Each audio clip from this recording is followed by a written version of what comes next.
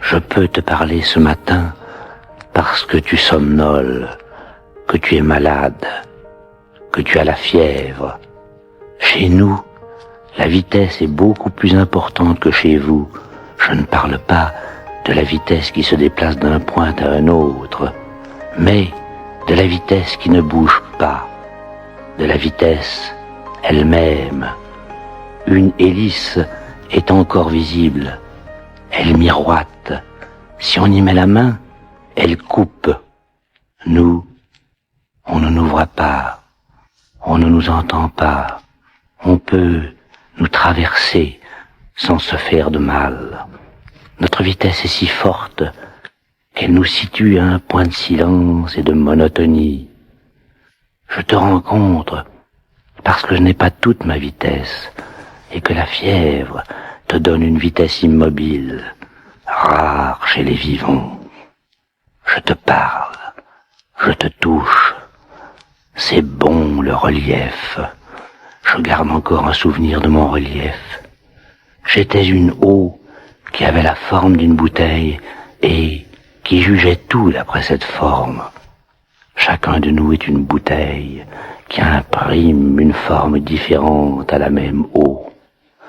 Maintenant, retourné au lac, je collabore à sa transparence. Je suis nous, vous êtes je.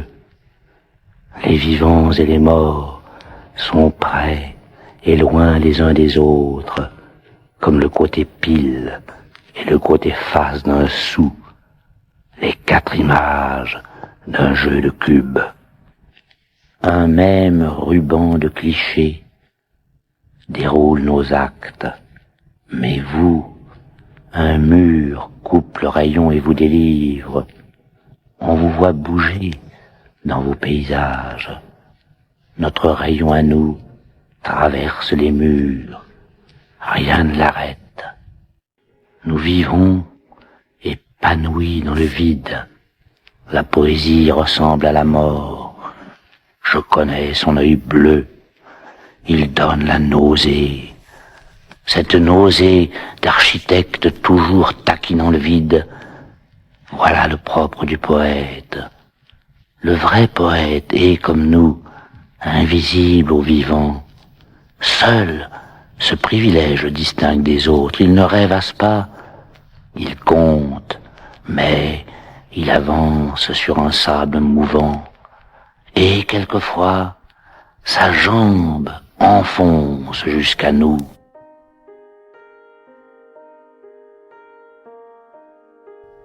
L'arbre carré reconnaissable à cette forme peu commune épanouit 2 branches également carrées, où se mirent à battre la chamade, les artères entre les poux, de telle sorte que les tunnels du corps furent bondés par la cohue d'une foule en proie à l'épouvante.